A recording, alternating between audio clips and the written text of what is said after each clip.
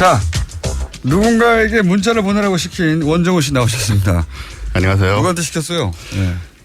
이 방송 듣는 친지 가족 여러분들 이렇게 티나게 하시면 안 되고요. 그러니까 8시 45분 이후에 해야죠. 네. 좀 들으시고.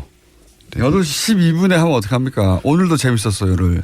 그러니까요. 네. 예를 들어서 9시 12분에 해도 안 돼요. 왜냐하면 이 문자가 그럼 다음 방송으로 넘어가거든요. 이 문자들이 다음 방송으로 날아가거든요. 그러니까 오로지 8시 45분부터 8시 55분 사이에 보내야 됩니다. 네, 저희 친족들을 대표해 사과드리겠습니다. 네. 요즘 노회찬 대표님하고 즐거우시죠? 원종호님의 과학하고 앉아있네. 오늘도 재밌었습니다. 느낌표 2개. 네. 제가 보낼 날은 그대로 보내긴 했는데. 네. 이거 예약 문자로 보내면 아니야? 시간 잘못 설정해가지고. 어르신들이 시간을 잘 못 맞춰요. 자, 오늘은 뭡니까 주제가? 네, 일단 노회찬 대표님하고 즐거운 시간을 보내고 계신 것 같아서 저는 진지한 얘기로. 네, 뭐 최근에는 그렇게 자꾸 자락을 깔더라고요. 진지하게 했다면서. 네. 그러면서 한 번이라도 터지면 그런 거죠, 뭐. 네. 저도 살아야 되니까. 자, 오늘은 뭡니까? 왜 작년까지 여름마다 전력난 되풀이 됐었잖아요. 기억나세요? 예, 전력난. 저희가 한 번 다뤘습니다. 한 번 더 다룰 예정인데 네. 전기가 왜 갑자기 남냐고. 그러니까요. 예. 거기도 하여튼 복잡한 복마전이 있더구만요. 예. 네, 남는 정도가 아니고 한 2년 전 뭐 이럴 때는 저 공무원들 그 공공기관에 전부 여름에 맞습니다. 에어컨을 거의 28도까지 틀게 해가지고 제가 갈 일이 많았는데 갈 때마다 되게 지옥이었거든요.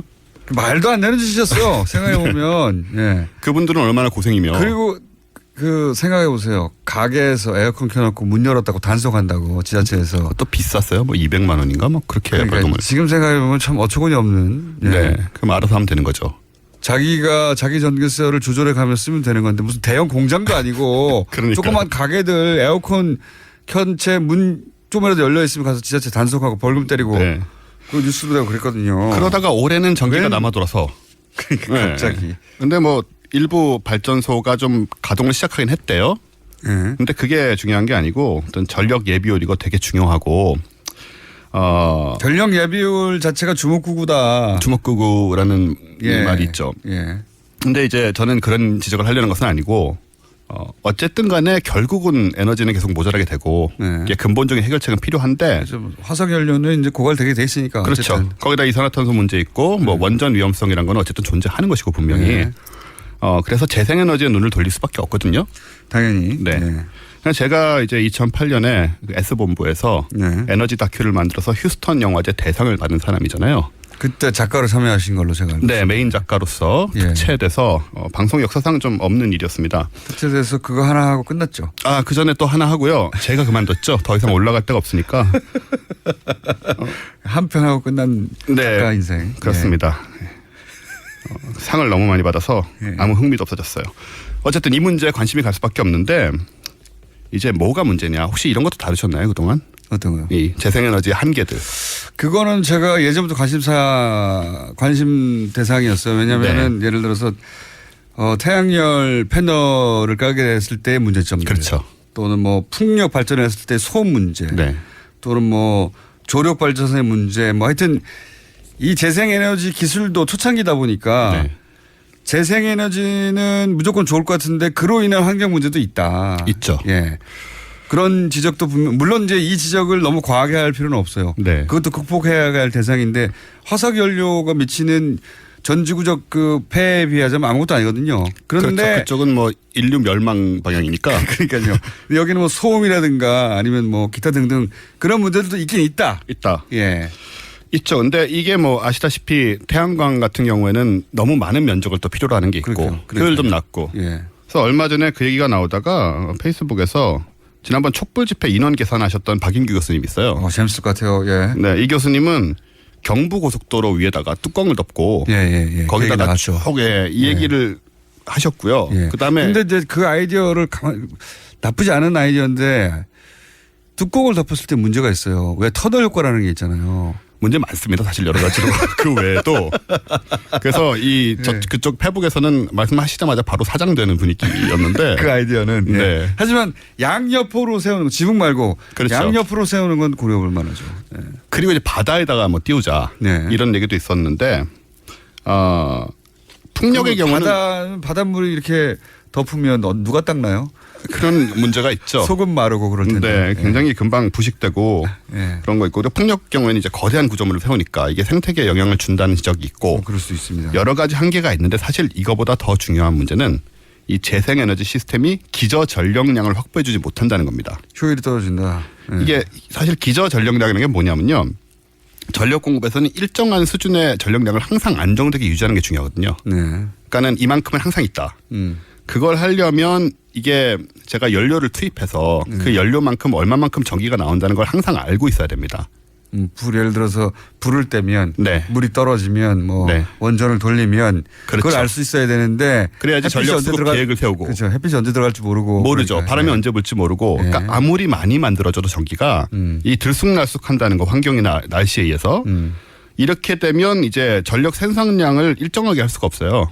생산 계획도 수립할 수가 없고. 현재 기술로는 그렇습니다. 현재 기술로는 축전 기술이 대단히 발전하면 잠깐 햇볕이 나와도 뭐 전력을 붙잡고 있을 수도 있겠죠. 그럴 수도 있죠. 그쪽에 연구도 있는데 어쨌든 그러다 보니까 계속 화력 원자력 얘기가 나오는 거거든요. 기저전력 바탕을 확보하고 이 재생에너지로는 이제 예비 전력들을 만들어서 이제 준비해 놓는다. 보조적으로 가자. 그런 개념이 되는 건데 이래 가지고는 한동안 탈 화석 연료, 탈 원전은 좀 어려운 상황이죠. 지금 기준 현재 기준은 그렇습니다. 그렇죠.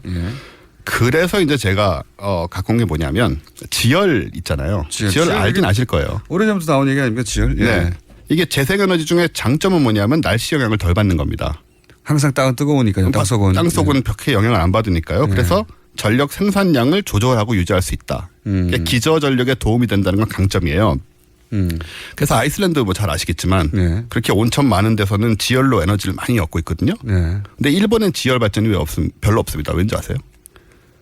왜요? 온천이 있는 지역 대부분에 목욕탕이 있습니다. 그 목욕탕이 너무 많아가지고 료칸이라고 그러죠. 지열을 목욕탕으로 이미 다 쓰고 있기 때문에 지열 발전소를 만들기가 굉장히 어려운 상황이에요. 지을 장소가 없군요. 이게 농담이 아니고 정말 그렇습니다. 심각한 문제예요. 일본에서는. 지열 발전소 자리를 온천들이 다 차지했다. 그렇습니다. 잘 쓰고 있네요. 잘 쓰고 있죠 나름. 저도 한번 가고 싶긴 한데 원숭이들도 이렇게 하고 있고요. 우리나라 같은 데서는 백두산 주변 아니면 그렇죠. 일부산 원숭이들이 그런 온천에서 얼마나 편안해 보입니까? 그런 사진들 많이 나오고 생태계를 위해서 굉장히 좋은 일이고요. 우리나라 같은 데서는 백두산 주변만 이게 가능하고 사실상 화산지대가 아니기 때문에 이게 문제입니다. 지열 발전은 화산지대가 아니면 할 수 없다. 이때까지 알려지기로는. 그런데 그래서 새로 나온 게 뭐냐면 비화산 지역 지열 발전이라는 거예요. 이게 좀 신박해요, 근데. 옛날 지열 발전 1분 내에 압축하시죠. 뭐냐면요. 화산 지역에서 뜨거운 온천수를 뽑아내서 그걸 쓰고 버리는 겁니다. 옛날 거는. 이건 뭐냐면 동파이프를 봐가지고 보일러를 만드는 거예요. 그래서 동파이프 안에서 물이 계속 돕니다. 그냥 위에서 넣은 물이 밑에 내려가면은 저 화산지대만큼 뜨겁진 않지만 이제 따뜻한 거죠. 그래서 열교환 방식으로 보일러랑 똑같아요. 물을 이게 넣어서 그걸 땅에서 뜨겁게 만들어서 끌어올려서 지구의 온도로 하네요. 네, 그렇습니다. 지구 표면의 온도라죠. 지구 표면을 온도로 생각하고. 그렇죠. 그다음에 지구 핵을 지금 연탄으로 생각하는 거 아닙니까? 핵까지는 아니더라도 한 4-5km 내려가면 연탄으로 생각을 하는 거고.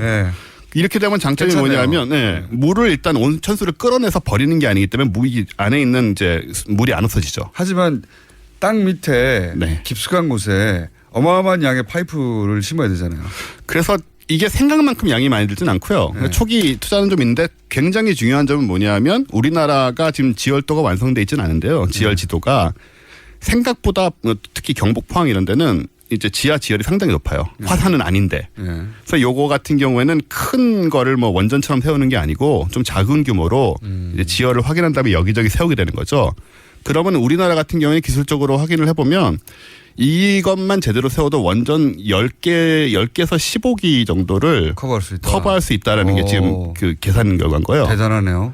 그러니까 우리는 지열 못한다고 생각을 했는데 지열을 할 수 있다는 거고 지금 이제 새로운 기술이 나와서 저는 기저전력을 이제 마련할 수 있다는 점에서는 이쪽에 좀 관심을 가져야 된다. 기저전력을 하고 그다음에 뭐 태양력이나 풍력 같은 건 더 개발하되 보조전력으로 하고 그래서 전체적으로 뭐 5년이나 10년 혹은 15년, 20년 계획에 따라서 그런 거죠. 탈원전을 이걸로 대체해 갈 수 있다는 그런 생각을 하는 겁니다. 재밌는 이게 언제 나온 기술입니까? 기술이 나온 지는 좀 됐는데 우리나라에서 적용돼 가지고 실제로 이제 지금 뭐 만들고 있어요. 포항 쪽에서는. 네, 그래서 테스트 해본 결과 테스트를 하면서 이제 지금 상황을 보는 건데 아무튼 굉장히 뜨거운 물이 올라오기 때문에 그 물이 계속 순환한 거거든요. 파이프 안에서. 그러니까요. 보일러라는 게 뭐 별건가요? 네, 보일러예요, 보일러. 기름이나 전기로 뜨거운 물 돌리는 건데 그래서 그걸 땅이 돌려준다는 거 아니에요? 그렇죠. 그래서 이제 전기를 지금 생산을 제가 테스트 시작한 걸로 알고 있습니다. 그래요? 좀 관심을 가져보자. 괜찮다. 네. 오늘은 정말 과학 이야기였습니다. 네네.